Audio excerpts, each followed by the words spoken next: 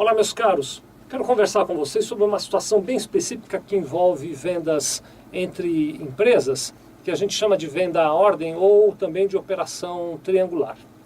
Antes de entrar no assunto do dia, vou mandar, como sempre tenho feito, um abraço para quem tem nos assistido. Dessa vez é o Paulo Pereira Júnior, que também escreveu para nós aqui, dizendo que assiste os vídeos. Muito obrigado, Paulo. Continue assistindo aí se você tiver paciência, viu? Bom, muito bem. Vamos falar da tal da operação triangular, ou então da operação de venda à ordem. O que acontece quando há uma operação triangular ou uma venda à ordem? Funciona assim. Em determinadas situações, uma empresa pode perfeitamente comprar produtos do seu fornecedor, mas pedir ao fornecedor que, ao invés de entregar esses produtos para ela, entregue os produtos para uma outra empresa. Vamos pedir para o Felipe ajudar a gente. O Felipe vai fazer um desenho também, e vocês, no desenho aí, talvez acompanhem melhor. Para dar nomes aos bois. Nessa operação triangular, vão existir 3 pessoas envolvidas, né? A primeira pessoa, eu vou chamar de fornecedor. Então, é aquela empresa que está vendendo o produto. Vamos imaginar que seja este controle remoto aqui. Pronto. Aquela empresa é fornecedora deste controle remoto. A segunda pessoa que tem envolvida é o comprador do produto. Então, existe uma outra empresa que comprou este controle remoto daquele fornecedor lá dos controles remotos. E a terceira pessoa, ou a terceira empresa, melhor dizendo, envolvida, eu vou chamar de destinatário final. É a empresa na qual o controle remoto será entregue. Então, o fornecedor vendeu o produto para o comprador, mas vai entregar o produto para o destinatário final, que são empresas diferentes. Isso pode acontecer ou porque o comprador já vendeu o produto para o destinatário final e, para economizar frete, pediu ao fornecedor que entregasse diretamente ao destinatário final, é uma hipótese, ou pode acontecer porque o comprador está remetendo aqueles produtos para o destinatário final, para que o destinatário final beneficie os produtos e depois mande para o comprador. Mas, seja lá qual for a razão, a sistemática é a mesma.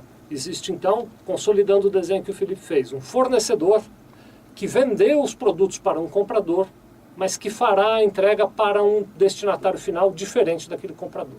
Tudo bem?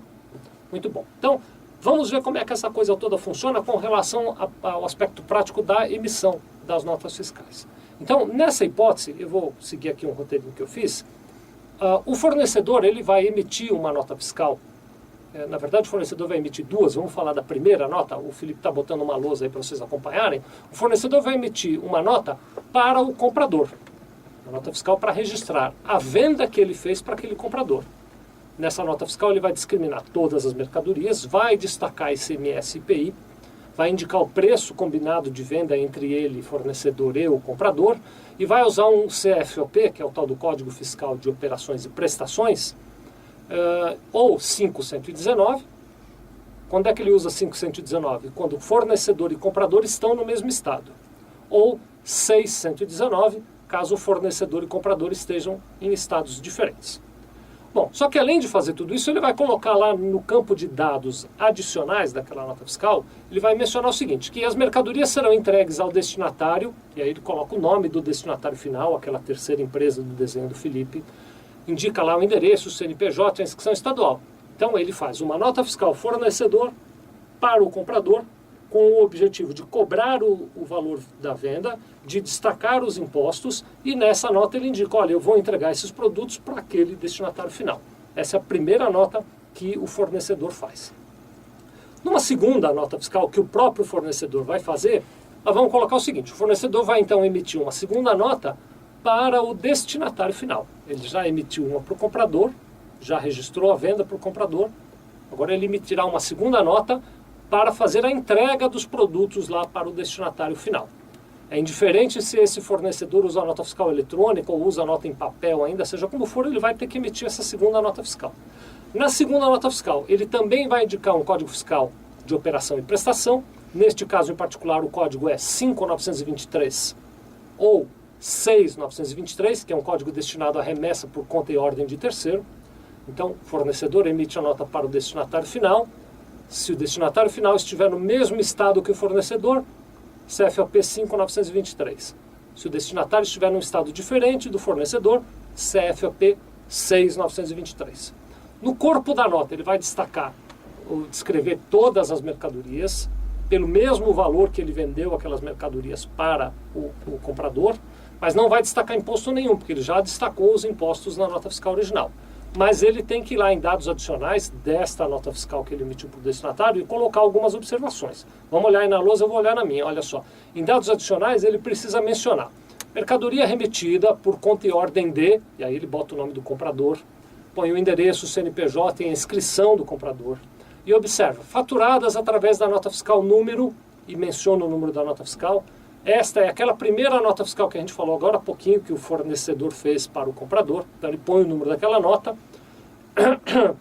da data tal, indica a data daquela nota e menciona que naquela nota, foram destacados ICMS e IPI incidentes na operação. Então o fornecedor emitiu duas notas até agora. Uma para o comprador, outra para o destinatário final. Existe ainda mais uma nota que precisa ser emitida nessa operação toda, que é a nota fiscal que o comprador fará para o destinatário final, que é uma nota fiscal para registrar a operação entre ele, comprador e destinatário final. Essa nota fiscal, ela vai variar. Então, se for uma nota fiscal, se a remessa do comprador para o destinatário final for uma venda, que é o exemplo que eu estou considerando aqui, ele vai usar lá um CFOP de 5.120 ou 6.120. Quando comprador e destinatário estão no mesmo estado, será CFOP 5.120.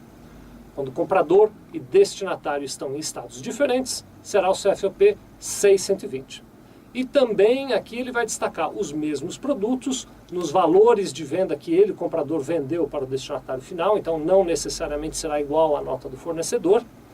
E vai, nesta nota fiscal, fazer o destaque relativo ao ICMS e ao IPI, sendo essa operação uma operação de venda, e vai também colocar no corpo da nota fiscal lá uma observação. Ele vai dizer o seguinte, olha, a mercadoria será entregue pelo fornecedor tal, aí ele põe o nome do fornecedor, CNPJ do fornecedor, inscrição estadual e endereço do fornecedor, para dizer que aquele fornecedor fará a entrega das mercadorias desta nota.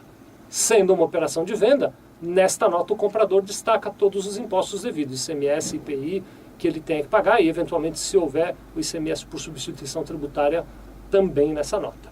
Então, a operação triangular são duas notas do fornecedor, uma para o comprador, uma para o destinatário final, e uma nota do comprador para o destinatário final, registrando toda essa operação. Por isso que a gente chama de operação triangular, né? Porque acaba formando um triângulo entre essas partes, tá bem? Muito obrigado.